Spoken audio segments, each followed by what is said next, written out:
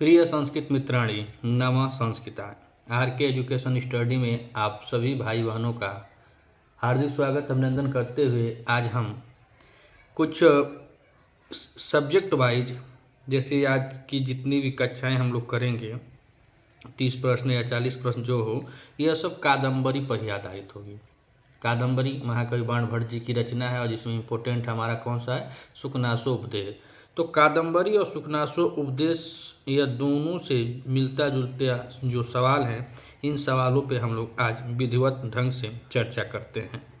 अगर आप इस चैनल पर नए हैं तो चैनल को सब्सक्राइब कीजिएगा, वीडियो अच्छी लगे तो अपने मित्रों तक शेयर कीजिएगा और वीडियो देखिएगा ताकि उससे पता चलेगा अपने तैयारी का स्तर, क्योंकि एग्ज़ाम हॉल में जो बड़े हल्के हल्के प्रश्न होते हैं वहीं पर बहुत ज़्यादा गलती होने के भी चांस बने होते हैं। तो यहाँ पे हम हर प्रकार के प्रश्नों को देखेंगे और उनका हल करते रहेंगे।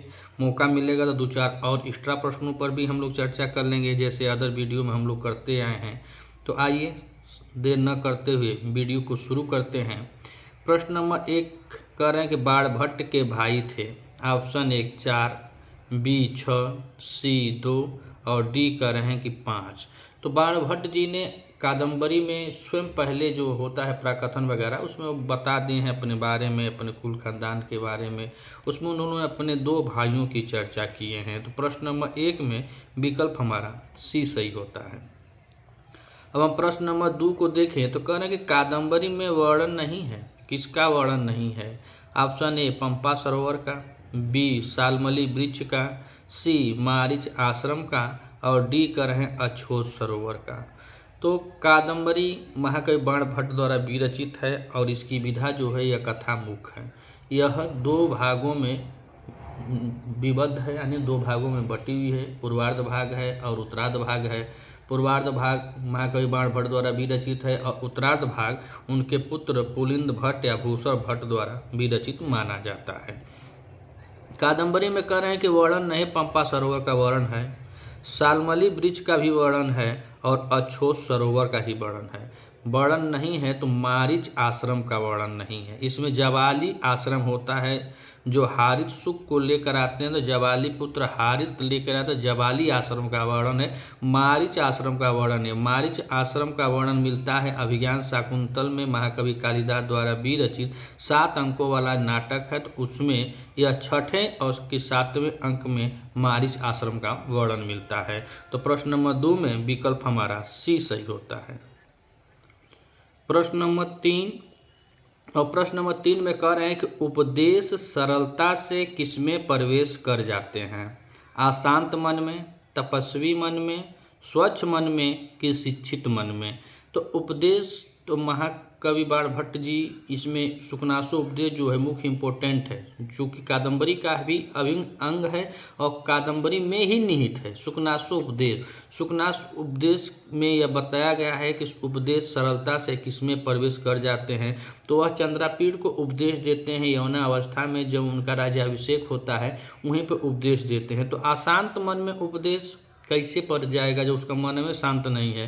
तपस्वी मन में नहीं, शिक्षित मन में नहीं। यहाँ पर सही विकल्प जो होगा स्वच्छ मन में, जिसका स्वच्छ मन है, शांत है मन है, वह ऐसे मन में उपदेश सरलता से प्रवेश कर जाते हैं। प्रश्न नंबर 3 में विकल्प हमारा सी सही होता है। और प्रश्न नंबर 4 में कह रहे हैं कि संपत्ति रूपी तिमिर से होने वाला अंधापन कष्टकर होता है, किसने कहा है? संपत्ति जैसे धन दौलत, गाड़ी घोड़ा, हीरा मोती, सोना चांदी इत्यादि, इतनी संपत्ति जड़ जोरू जमीन पूरा जो संपत्ति में आती है, उस संपत्ति से जो अंधरा जाता है वह तिमिर माने अंधकार होता है। तो इस अंधकार से जिसका अंधापन होता है, यह किसने कहा है कि अंधापन कष्टकर होता है? पूछ रहा है किसने कहा है। चंद्रापीड़ ने कहा है कि तारापीड़ ने कहा है कि द्वारपाल ने कहा है कि सुकनास ने कहा है? तो प्रश्न नंबर 4 में देखें तो चंद्रापीड़ जो है वह कादम्बरी का नायक होता है और इसके 3 जन्मों का वर्णन मिलता है। तारापीड़ चंद्रापीड़ के पिता होते हैं। द्वारपाल या तारापीठ के द्वारपाल होते हैं। और कहने वाले या सुकनाथ जी हैं। सुकनाथ जी उपदेश दिए हैं तो सुकनाथ जी बतला रहे हैं। और सुकनाथ जी तारापीठ के प्रधान आमत्य होते हैं। प्रधान आमत्य मतलब प्रधानमंत्री होते हैं। और सुकनाथ मंत्री के साथ साथ तारापीठ के मित्र भी होते हैं। तो प्रश्न नंबर 4 में विकल्प हमारा डी सही होता है। प्रश्न नंबर 5 और 5 में कह रहे कादम्बरी के लेखक हैं। कालिदास हैं कि बाणभट्ट हैं कि भभूति हैं कि हर्ष हैं। तो यहाँ पे कादम्बरी के लेखक बाणभट्ट हैं। पूर्वार्ध भाग इनके द्वारा रचित है। उत्तरार्ध भाग इनके पुत्र पुलिंद भट्ट या भूषण भट्ट जी के द्वारा रचित बतलाया जाता है। कालिदास जी की कुल 7 रचनाएं हैं, जिसमें से 2 महाकाव्य है, 1 खंड काव्य है, 1 गीति काव्य है और 3 नाटक हैं। भभूति जी की 3 रचनाएं हैं और तीनों रचनाएं नाटक हैं। श्रीहर्ष की रचना नैषधीय चरितम है। तो प्रश्न नंबर 5 में विकल्प हमारा बी सही होता है। अब हम प्रश्न नंबर 6 को देखें तो कह रहे हैं बाणभट्ट की रचना है। बाणभट्ट की कौन रचना है? तो ऊपर पूछें कादम्बरी के लेखक बाणभट्ट हैं और नीचे कह रहे हैं कि बाणभट्ट की रचना है, तो कादम्बरी है। विकल्प हमारा बी सही होता है।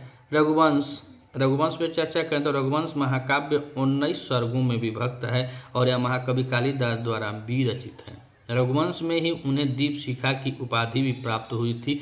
इसमें 31 रघुवंशीय राजाओं का वर्णन प्राप्त होता है जो भगवान श्री रामचंद्र जी के वंशज होते हैं। तो रघुवंश जो हो उसमें 31 राजाओं का वर्णन मिलता है। 10 कुमार चरितम नाम ही 10 कुमार चरितम 10 कुमारों के चरित्र के बारे में लिखा गया है, जिसके रचनाकार डांडी हैं और डांडी जी की यह रचना है 10 कुमार चरितम। शिवराज विजयम महाकवि पंडित अंबिका दत्त व्यास द्वारा विरचित संस्कृत वाङ्मय का प्रथम उपन्यास है। यह 3 विराम और 12 निश्वासों में विभक्त है। इसके नायक जो हैं वह महाराष्ट्र केसरी शिवाजी होते हैं। और इसमें कहानी एक तरफ गौरवटु, श्यामवटु और सवर्णी, जोगिराज, ब्रह्मचारी गुरु की चलती है और एक तरफ महाराज शिव जी जो औरंगजेब से लड़ाई किए हैं उनका वर्णन मिलता है। तो प्रश्न नंबर 6 में विकल्प हमारा बी सही होता है। प्रश्न नंबर 7 और 7 नंबर प्रश्न में कह रहे हैं कि कादम्बरी में किसकी कथा वर्णित है? अनंत वर्मा की है कि राम की है कि कृष्ण की है कि चंद्रापीठ की है? तो कथा है। कादम्बरी की जो विधा है वह कथा ही है और इसमें रामचंद्र जी की कथा वर्णित नहीं है। यह उत्तर रामचरितम में भगवान रामचंद्र के 12 वर्ष के बाद के जीवन का वर्णन भभूति जी ने किया है।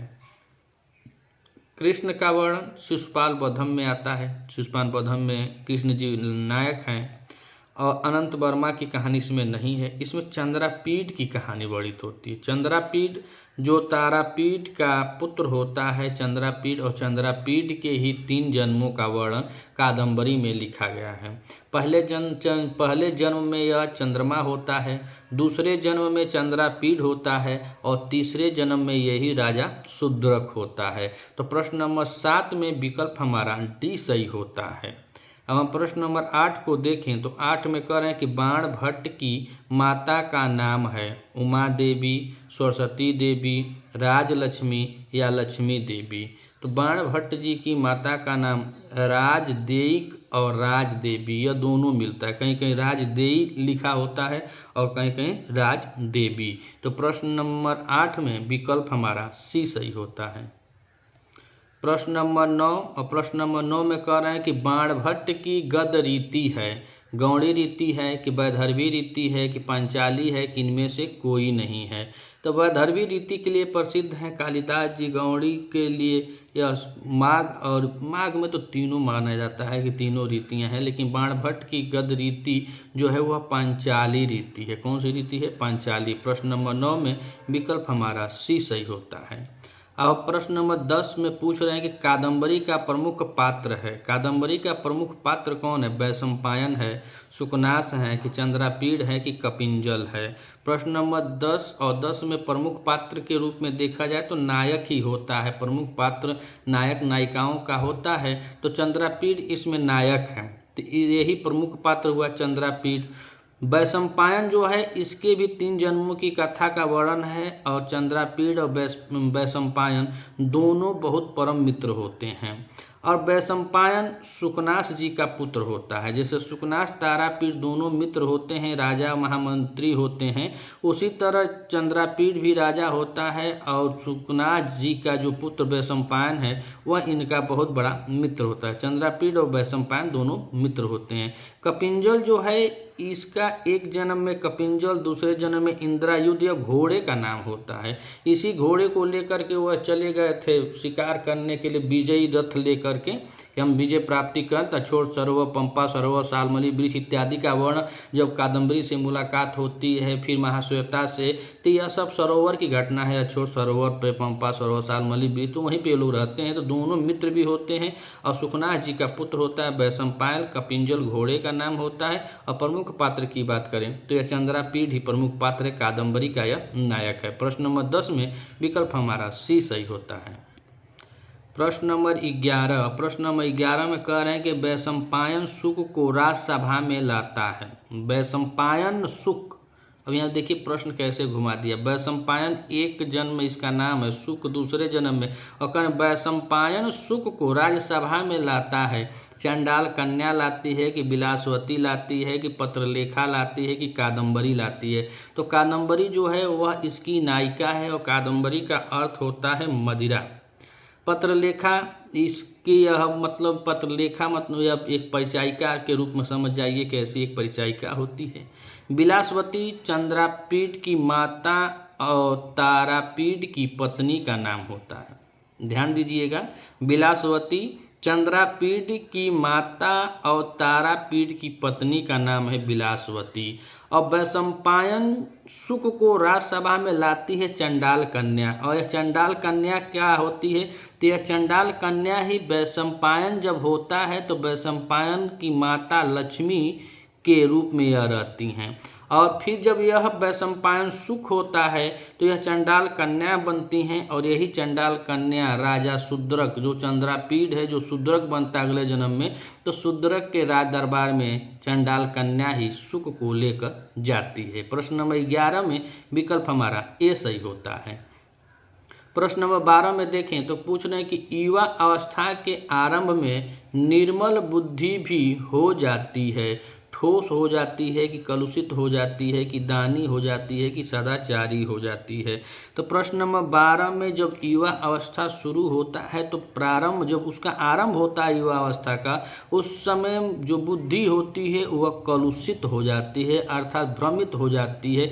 और इस अवस्था में चाहे युवा हो या युवतियाँ हो, इस अवस्था में जब उनकी बुद्धि जो कलुषित हो जाती है तो एक पुत्र के लिए सबसे बड़ा दुश्मन उसका बाप ही होता है। एक पुत्र के लिए सबसे बड़ा, वह सबकी बात मानेगा लेकिन अपने बाप की बात नहीं मानेगा, कि एकदम यह यहाँ पे जलन होता है। यह अवस्था जो 16 से 18 के बीच होती है इतनी डेंजरस होती है कि इसमें मान सम्मान, जात पात, ऊंच नीच सब कुछ इनके तले आता है, इन अवस्था के पैरों तले होता है। तो उसमें करें कि युवा अवस्था जब आरंभ होता है तो यहाँ पे यह कलुषित दिमाग हो जाता है, वह सही नहीं होता है, भ्रमित हो जाता है, न ठोस होता है, न दानी होता है, न सदाचारी होता है। इस अवस्था में युवा युवतियाँ जो भी हैं, हम आप सब, बड़े बहुत नाजुक पल होता है। और इस समय जो जिसमें ढल जाता है वही आगे चल के कुछ कर जाता है, और जो बिगड़ जाता है एकदम बिगड़ ही जाता है। प्रश्न नंबर 12 में विकल्प हमारा बी सही होता है। अब प्रश्न नंबर 13 में कह रहे हैं अहंकार से उत्पन्न उष्णता शीतल औषधियों से भी शांत नहीं होती। यह कथन किसने किससे कहा है? तो अहंकार जिसके अंदर उत्पन्न हो जाए, घमंड उत्पन्न हो जाए कि हम ही हम हैं, तो उस अहंकार से, उस घमंड से जो उष्णता, जो तपन उत्पन्न होती है, वह शीतल से शीतल औषधियाँ उस व्यक्ति को दी जाए तब भी वह शांत नहीं होती। यह कथन किसने कहा है? सुकनास ने चंद्रापीड़ से कहा है कि चंद्रा ने सुकनास से कहा है कि सुकनास ने तारापीड़ से कहा है कि चंद्रापीड़ ने तारापीड़ से कहा? तो चंद्रापीड़ और तारापीड़, तो तारापीड़ पिता होते हैं किसके? चंद्रापीड़ के। सुकनास और तारापीठ यह दोनों मित्र होते हैं और मित्र के साथ साथ राजा तारापीठ होते हैं और उनके प्रधानमंत्री सुकनास जी होते हैं। सुकनास जी उपदेश देते हैं चंद्रापीठ को, तो चंद्रापीठ सुकनास से तो कहेगा नहीं, सुकनास ने चंद्रापीठ से कहा है। प्रश्न नंबर 13 में विकल्प हमारा ए सही होता है। प्रश्न नंबर 14 और कह रहे हैं कि बाणभट्ट का समय है 7वीं शताब्दी की 8वीं शताब्दी की 6ठी शताब्दी 5वीं शताब्दी की 6ठी शताब्दी। तो प्रश्न नंबर 14 में देखा जाए तो माना जाता है कि 6ठी शताब्दी का उत्तरार्ध और 7वीं शताब्दी का पूर्वार्ध माना जाता है बाणभट्ट जी का समय। तो 7वीं शताब्दी यहाँ पे आया हुआ है, तो 7वीं शताब्दी विकल्प हमारा ए सही होता है। प्रश्न नंबर 14 में विकल्प हमारा ए सही है। प्रश्न नंबर 15 में पूछ रहे हैं कि हर्षचरित के लेखक हैं, तो हर्षचरित के लेखक शूद्रक हैं कि भभूति हैं कि बाणभट्ट हैं कि कालिदास हैं, तो कालिदास जी की 7 रचनाएं हैं। भभूति जी के 3 नाटक हैं, शूद्रक मृच्छकटिकम के रचनाकार हैं और हर्षचरित बाणभट्ट द्वारा विरचित है। यह एक आख्यायिका है। प्रश्न नंबर 15 में विकल्प हमारा बी सही होता है। प्रश्न नंबर 16 और 16 में कह रहे हैं कि कादंबरी में किसके 3 जन्मों का वर्णन है? लक्ष्मी के, पुंडरीक के, चंद्रापीठ के, कपिंजल के। तो प्रश्न नंबर 16 में देखा जाए तो लक्ष्मी पुंडरीक की माता का नाम होता है, तो 2 जन्म होते हैं। 3 जन्मों का वर्णन जो है वह चंद्रापीठ का होता है। प्रश्न नंबर 16 में विकल्प हमारा बी सही होता है। कपिंजल घोड़ा होता है, पुंडरीक और चंद्रापीठ यह दोनों मित्र होते हैं। पुंडरीक की माता का नाम लक्ष्मी होता है, जो बाद में चल करके चंडाल कन्या के रूप में हो जाती हैं, जन्म लेती हैं, और यही पुंडरीक वैशंपायन और यह शुक जो हो जाता है तो यह चंडाल कन्या यह शूद्रक दरबार तक लेके जाती है। प्रश्न नंबर 16 में विकल्प हमारा बी सही है। प्रश्न नंबर 17 में देखा जाए तो 17 में कह रहे हैं बाणभट्ट के पिता का नाम है, चंद्रभानु है, शशि भानु है, नक्षत्र भानु है, रवि भानु है। तो बाणभट्ट जी के पिता का नाम चंद्रभानु है। प्रश्न नंबर 17 में विकल्प हमारा ए सही है। प्रश्न नंबर 18 और 18 में कह रहे हैं कादंबरी से संबंधित है, पत्रलेखा है कि चित्रलेखा है कि गौर सिंह है कि शिवाजी हैं। तो शिवाजी और गौर सिंह का वर्णन शिवराज विजयम में प्राप्त होता है। कादंबरी में से संबंधित अगर देखा जाए तो यहाँ पे पत्रलेखा होती हैं, चित्रलेखा नहीं होती है, पत्रलेखा का संबंध है। प्रश्न नंबर 18 में विकल्प हमारा ए सही होता है। प्रश्न नंबर 19 में पूछ रहे हैं कि महाश्वेता थी कादंबरी की सखी हैं कि पत्रलेखा हैं कि दासी हैं कि विदिशा की रानी है। विदिशा की रानी नहीं होती है, दासी भी नहीं होती है और पत्रलेखा भी नहीं होती, यह कादंबरी की सखी होती है। कादंबरी इस कादंबरी की नायिका है और महाश्वेता जो है वह सहनायिका है। महाश्वेता और कादंबरी दोनों ही परम मित्र होते हैं, सखियाँ होती हैं और दोनों तपस्या करने जाती हैं अछोत सरोवर पे, तो वहीं वर्णन मिलता है। तो प्रश्न नंबर 19 में विकल्प हमारा ये सही होता है। प्रश्न नंबर 20 और 20 में कह रहे हैं कि चंद्रापीठ पिता के बुलाने पर आता है, उज्जैनी में कि अछोत सरोवर में कि विदिशा में कि हेमकूट पर्वत पर। तो हेमकूट पर्वत पे नहीं आता है। चंद्रापीठ के पिता तारापीठ जब उसको बुलाने के लिए भेजते हैं तो अछोत सरोवर और विदिशा में नहीं, वह उज्जैनी में आता है। प्रश्न नंबर 20 में विकल्प हमारा ए सही होता है, कहें कि तारापीठ की राजधानी उज्जैनी होता है और सुकनास की राजधानी विदिशा होती है। तो प्रश्न नंबर 20 में जब उसको बुलावा भेजा जाता है अछोत सरोवर पे, जो पुंडरीक और यह चंद्रापीठ लोग वहाँ गए होते हैं घोड़ा लेकर कपिंजल के साथ, तो बुलावा आता है तो वहाँ से चला आता है और आकर के फिर अपने मित्र को सोचता है कि वो आया नहीं, ढूंढते ढूंढते फिर रिटर्न जाता है। तो यह सब कहानियाँ हैं। प्रश्न नंबर 20 में विकल्प हमारा ए सही होता है। अब हम प्रश्न नंबर 21 में देखें तो कह रहे हैं वैशंपायन के पिता का नाम था सुकनास, वेदव्यास, तत्वनाश, धृतनाश। तो वैशंपायन चैपुंडरीक हम लोग कई बार चर्चा कर चुके हैं कि वह किसका पुत्र था, सुकनास का था। तो सुकनास वैशंपायन के पिता थे। तो प्रश्न नंबर 21 में विकल्प हमारा ए सही होता है। प्रश्न नंबर 22 और 22 में पूछ रहे हैं कि पत्रलेखा थी, दासी थी कि रानी थी कि ऋषि कन्या थी कि चंडाल कन्या थी। प्रश्न नंबर 22 में देखा जाए तो पत्रलेखा रानी नहीं थी। रानी तो विदिशा की तारापीठ की पत्नी बिलासवती होती हैं। ऋषि कन्या भी नहीं थी। चंडाल कन्या तो लक्ष्मी का जब जन्म हुआ था तो वह चंडाल कन्या के रूप में हुआ था। पत्रलेखा एक दासी थी। प्रश्न नंबर 22 में विकल्प हमारा ए सही होता है। अब हम प्रश्न नंबर 23 को देखें तो कह रहे हैं कि कर्णिभिरीव वन करी प्रवृत्तः सूक्ति में कहाँ का वर्णन है? स्नानशाला का वर्णन है कि यज्ञशाला का वर्णन है कि विद्यालय का वर्णन है कि पूजा घर का वर्णन है? प्रश्न नंबर 23 में देखा जाए तो कर्णिभि इव बनकरी प्रवृत्तम, यहाँ पे स्नानशाला का वर्णन करते हैं। सूक्ति पूछ रहे हैं कि सूक्ति में कहाँ का वर्णन है तो स्नानशाला का। प्रश्न नंबर 23 में विकल्प हमारा ए सही होता है। प्रश्न नंबर 24 और कह रहे हैं 24 में कि कादम्बरी में वर्णित इंदिरा युद्ध था, मंत्री था कि राजा था कि घोड़ा था कि वज्र था? तो वज्र का हथियार नहीं था, वो वज्र का नहीं था या पहाड़ पर्वत नहीं है, राजा भी नहीं है, मंत्री भी नहीं। कादम्बरी में वर्णित इंदिरा युद्ध घोड़ा का नाम है। प्रश्न नंबर 24 में विकल्प हमारा सी सही होगा। और बहुत इंपॉर्टेंट ये प्रश्न है कि कादम्बरी में वर्णित इंदिरा युद्ध था, तो ये आप ध्यान दीजिएगा, यह घोड़ा का नाम है, ये ना कोनो दास हो सा राजा या राजकुमार मत बना दीजिएगा। यह इंदिरा युद्ध घोड़े का नाम होता है। प्रश्न नंबर 24 में विकल्प हमारा सी सही होता है। प्रश्न नंबर 25 और 25 में कह रहे हैं कादम्बरी का मुख्य रस है, वात्सल्य है, श्रृंगार है कि वीर है कि हास्य है? तो कादम्बरी का मुख्य रस जो है वह श्रृंगार रस है। प्रश्न नंबर 25 में विकल्प हमारा बी सही होता है। प्रश्न नंबर 26 में पूछ रहे हैं कि कादम्बरी विभक्त है, तो कादम्बरी एक भाग में विभक्त है, तो एक भाग में रहती तो कोई पूछता कि कादम्बरी विभक्त है 3 भागों में, 2 भागों में और 4 भागों में। तो हम लोग कई बार इस क्लास में चर्चा किए हैं कि कादम्बरी विभक्त है तो 2 भागों में विभक्त है, एक उत्तरार्ध भाग में है और एक पूर्वार्ध भाग में। पूर्वार्ध और उत्तरार्ध भागों में यह विभक्त है। प्रश्न नंबर 26 में विकल्प हमारा देखा जाए तो सी सही होता है कि 2 भागों में विभक्त है। प्रश्न नंबर 27 और 27 में कह रहे हैं कि कादम्बरी की कथा का अंत होता है तारापीठ और पत्रलेखा के मिलन से। तारापीठ राजा होते हैं, पत्रलेखा दासी होते, तो इनके मिलन से कैसे होगा? चंडाल कन्या और शूद्रक के मिलन से। चंडाल कन्या से शूद्रक का संबंध है, बस चंडाल कन्या सुख को शूद्रक के सामने पेश करती है। वैशंपायन और जवाली ऋषि से, तो जवाली ऋषि तो वैशंपायन को पूर्व जन्म की बात सुनाते हैं, जब यह सुख हो जाता है, तोता बन जाता है, तो जवाली ही बताते हैं इसकी कहानी की, यहाँ भी नहीं होता है।